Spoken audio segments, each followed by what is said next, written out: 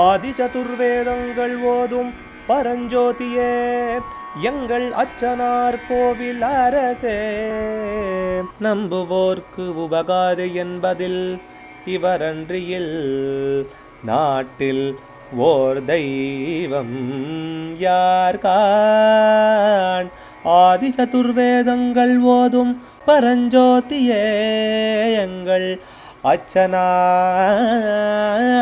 கோவில் அரசே. சுவாமியே சரணமையப்பா. அச்சங்கோவில் அரசே சரணமையப்பா.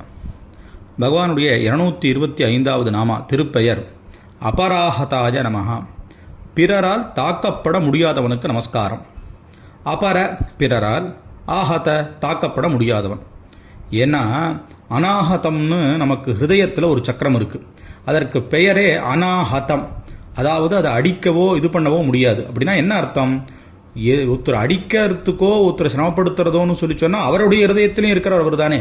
எல்லாருக்கும் தன் தன் ஆத்மா தான் சௌக்கியமாக இருக்கணும்னு தோணாதவர்கள் யார் உண்டு?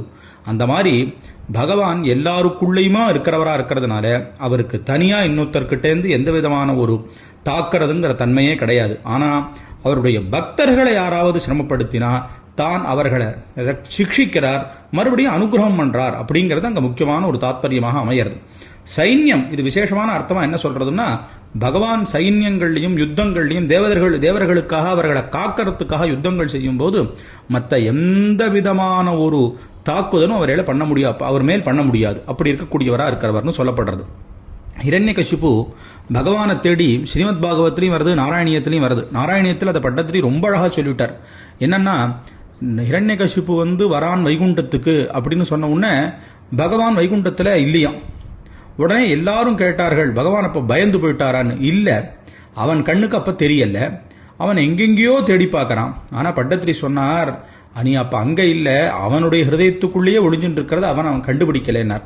நாம் எல்லோருமே பகவான் நமக்குள்ளே கண்டுபிடிச்சிட்டோம்னு சொல்லி சொன்னால் அதற்கப்புறம் தனியாக எதற்குமே அலைய வேண்டாம். அப்படி கண்டுபிடிக்கிறதுக்கான ஒரு சாதனமாக தான் பக்தி, மல யாத்திரை, பகவானுடைய நாமங்களை எப்பவும் சொல்கிறது, இதெல்லாம் நல்ல விஷயங்களை கேட்கறது அப்படிங்கிறதெல்லாம் அமையிற காரணத்தினால அவர் வேறு யாராலையும் தாக்கப்பட முடியாதவராக இருக்கிறவர் அப்படிங்கிறதான விசேஷார்த்தம் இந்த நாமாவில் சொல்லப்படுறதா இருக்கு. அச்சங்கோவில் அரசே சரணமையப்பா. அச்சனார் கோவில் அரசே. சுவாமியே சரணமையப்பா.